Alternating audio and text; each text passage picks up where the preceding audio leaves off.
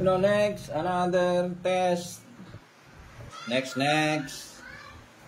Check muli natin ang roller, makinis. Walang gas.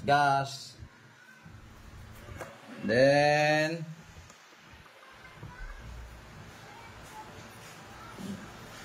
yan. Ang itetest natin ngayon ay G-Racing Motoscene Fully Synthetic. So, gaya ng sabi ko, hindi ito valid na review. Bakit? Kasi po, bukas na. Okay? So, kailangan ko ulit, kung meron kayo ng selyado nito, bibilin ko para matest po natin. So, hindi ito valid na review. Okay? Shake. Test pa rin natin para sa curiosity. Although, bago naman to eh. Diba? Wala naman luma nito kasi kalalabas lang yata ng oil. Pero testingin pa rin natin. So, ang kanyang metal stud na gagamitin, malinis. Kaya natin yung lagayan ng oil.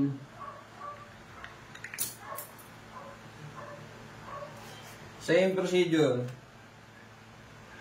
Buhos natin.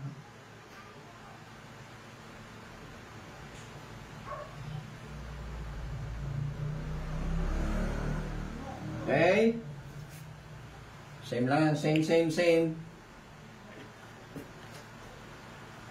Yun, lagay natin yung stud, metal stud.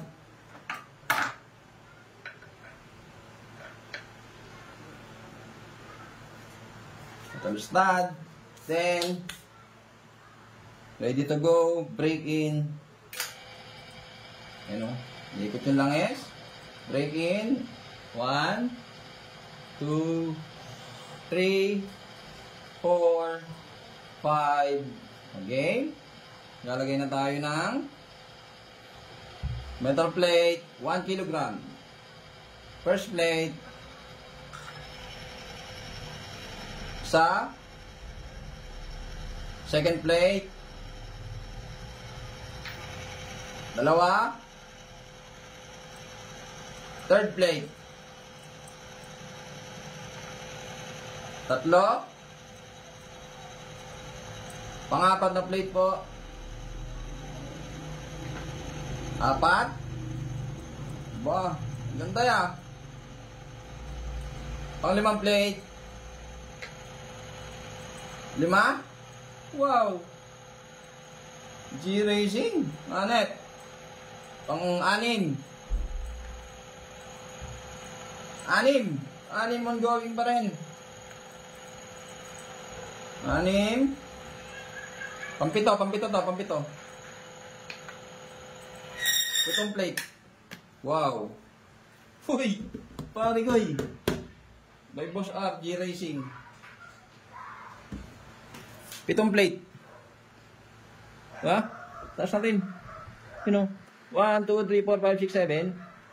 7 plate. Tignan natin damage.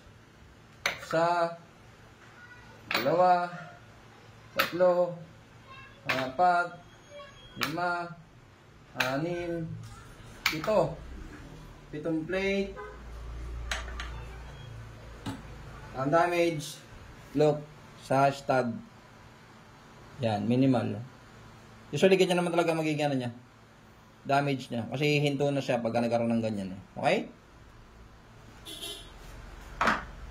Okay ito. Oh, good.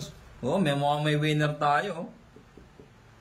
Ito yung pinakamataas pa. So far, ha? Ito yung pinakamataas so far.